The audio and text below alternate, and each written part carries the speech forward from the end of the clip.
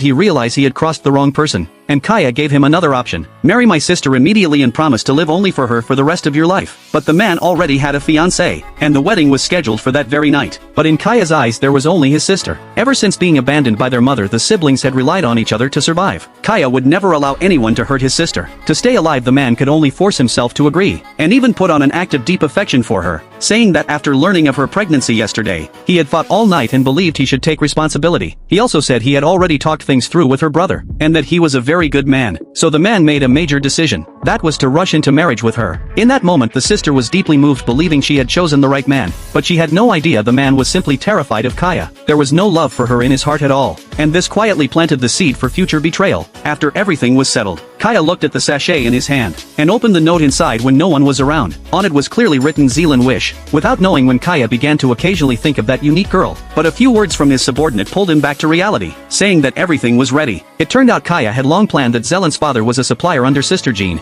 To ensure his full loyalty, Sister Jean accepted Zealand as her goddaughter, and the breakthrough Kaya found was secretly providing the man with funding, then cutting off his cash flow on a critical day. But Kaya did not know the scumbag was Zealand's fiancé, and at the same time Zealand did not know either that the two most important men in her life were both connected to Kaya. Not only did her father owe Kaya a massive debt, her fiancé was also about to marry Kaya's sister. As the wedding was about to begin, the groom was nowhere to be seen. Her father anxiously made phone calls outside, but who could have imagined the people who arrived were Kaya's men, who took him away without hesitation, and delivered a note to Zealand on Kaya's orders. It clearly read, "Your father is with me. I told you in 3 days you would come begging me." Without time to think, Zealand hurriedly left with them. At this moment Kaya was hosting his sister's wedding. Under his gaze the man followed the ceremony like a machine. The presence Kaya projected left him with no thought of resistance. He kept thanking Kaya repeatedly. After the wedding the subordinates brought Zealand's father to the scene, bruised and battered yet still mocking Kaya, calling him a devil, asking why he suddenly cut off the funds and what he wanted. Hearing this, Kaya stopped hiding the truth. "Your daughter will repay the debt for you." After saying this he left calmly. On one hand Kaya's revenge required Zealand, and on the other hand he truly developed a strong interest in her. When Zealand arrived at the mansion, she finally realized just how wealthy Kaya was, but at that moment cries for help came from nearby. When Zealand reached the basement she indeed saw her father.